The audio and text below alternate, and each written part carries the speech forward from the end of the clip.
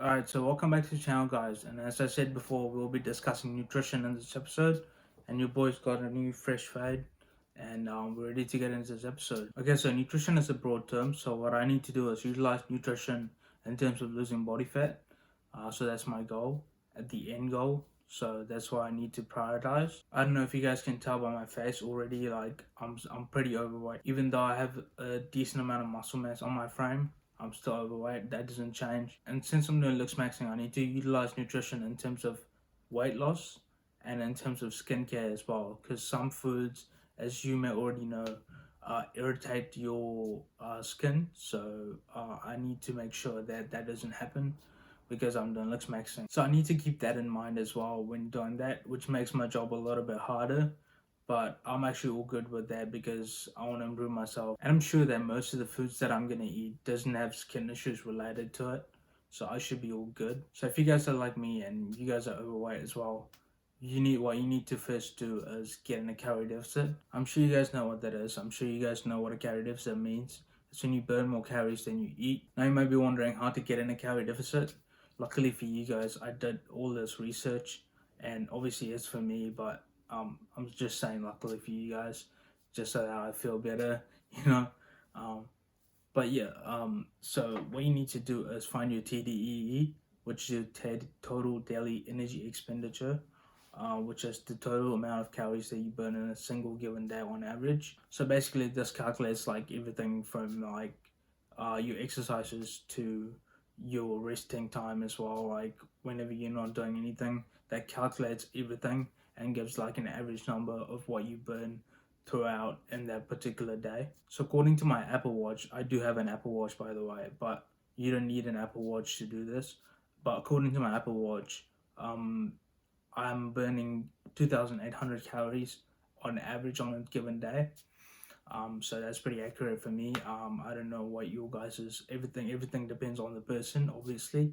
So for you guys, it'll be a different number. But if you have an Apple Watch, that'll be a lot better. But if you don't have one, just go on a TD calculator online, and you guys should be able to find a calculator that literally spits out a number based on your specific metrics. It literally spits out a number, so you can go off of that. Or if you have an Apple Watch, you can go off of that as well. But if you're using the TD calculator online, that will be a ballpark figure. That's not like a very accurate depiction of like your the amount of calories that you burn. So just keep that in mind and just move forward with that. So what I did and what you need to do if you're in the same situation as me is to deduct 300 to 500 calories from that specific number that you get from the TDE calculator or from your Apple Watch. By the way, in your Apple Watch, if you go on the fitness app, it should literally tell you like underneath the total calories. It should tell you how much you're burning in a specific given day.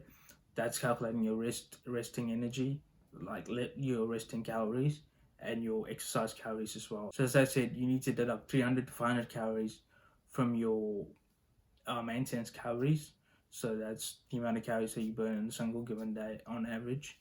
I opted for deducting 300 calories as my calorie deficit as opposed to 500 because I feel like it's a lot more healthy and a lot more gradual if you do it like that. Whereas if you do it like 500 off the bat, then it's a little bit too much for your body to take on. So I opted for 300. So you guys can do whatever you want. I'm just saying like what works best for me. So basically, starting from today, I'll be eating 2,500 calories every day, and I'll be decreasing 50 calories every week as the weeks go on. And with that, I'll be increasing my cardio as well. I'll be starting off with 5 minutes cardio on the stationary bike, and I'll be increasing that every week. I'll be increasing 5 minutes. So if I start with 5 minutes and then it goes on to 10 minutes and then 15 and so on and so forth. And with calories, it'll be decreasing with 50. I feel like that's a little bit more of a healthier option as opposed to going down 100 or deducting 100 calories from your maintenance or like the calories that you're consuming. I feel like it's a lot better so that your body can adjust accordingly with time, because you can only decrease your calories so much once you get up to a certain point. So it's better to just, okay, bro, thank you. So you can only decrease the amount of calories so much once you get up to a certain point. So it's better to just keep increasing the cardio as you go, so that you can actually eat more when you get into the later stages of your cut, which is what I'm doing. And if you're doing this along with me, like, just know that your strength is going to be trash as well. Maybe when you get into the later stages of your cut, not maybe when you first start, but when you get into the later stages, your strength will decrease dramatically. So just keep that in mind, without just being frustrated with yourself for your strength decreasing, because that's not your fault. That's literally how your body is designed. Your body is designed to just keep you alive. So it'll decrease the strength. I mean, you'll feel a decrease in strength once you don't eat enough calories. So basically, I will keep you guys updated on this channel on how my cut goes, and the other looksmaxxing. Obviously, the other looksmaxxing tips and tricks as well, and like what I find out, and related to other aspects of, or other facets of looksmaxxing. But at the moment, I'm sticking to nutrition at the moment, and I just want to get down my body fat to a level where it's acceptable. So like 10% to 11%. That's like my goal. But I will see how it goes, and obviously I'll be keeping you guys posted. Just watch me in 5 months, bro. I'm gonna be completely unrecognizable. Like, I'm gonna improve every facet of looksmaxxing. So like, I just got a haircut, as you can see. That's one part of looksmaxxing, and obviously a beard trim, and like the other parts of looksmaxxing, like skincare and stuff like that. But obviously fitness is a big part of looksmaxxing. Your body aesthetics, like wide waist, sorry, not a wide waist, small waist and wide shoulders, is gonna literally like bring out your frame, like your aesthetics. It's very important to get down to a low body fat percentage if you do have the muscle. If you don't have the muscle, obviously bulk first and then get down to a low body fat percentage. But all in all, I'm pretty happy with where I'm at right now. I'm literally starting my journey right now. I'm not satisfied, but obviously I'm happy with like me starting, without not starting and being aimless. So I've calculated the time frame that it's going to take me to reach about 10 to 11% body fat, and it's going to be around 4 to 5 months, about 4.5 months to be exact.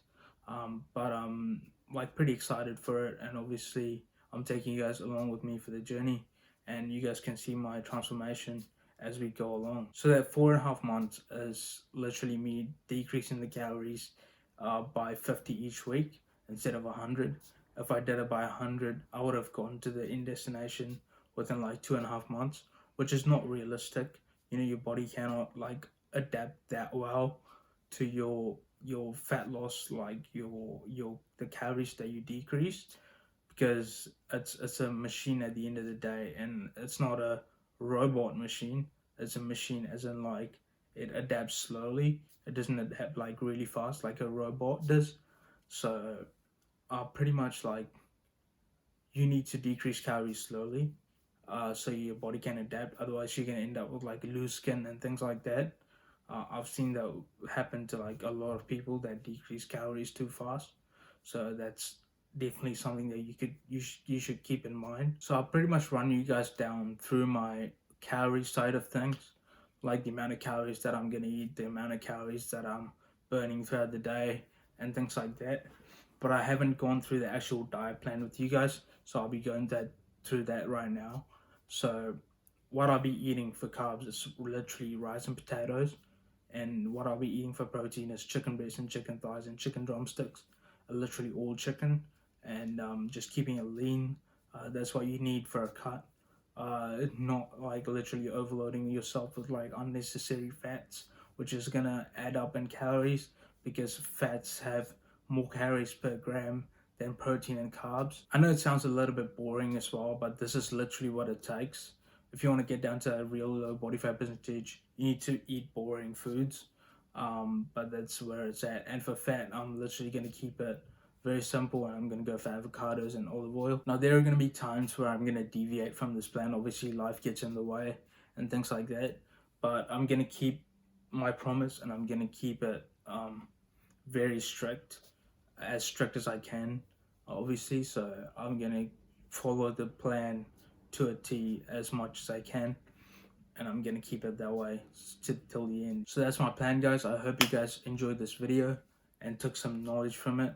Obviously, it's not that much of knowledge. It's what I kind of already know about fitness, but I've learned a few new things as well while researching for this video. So I hope you guys enjoyed it, and I'll let you guys know what my plan is moving forward with this looks maxing journey. What I'm gonna tackle next in terms of looks maxing, whether it's skincare, whether it's a mewing or like things like that. So I'll keep you guys posted, and I'll see you guys in the next video. Peace.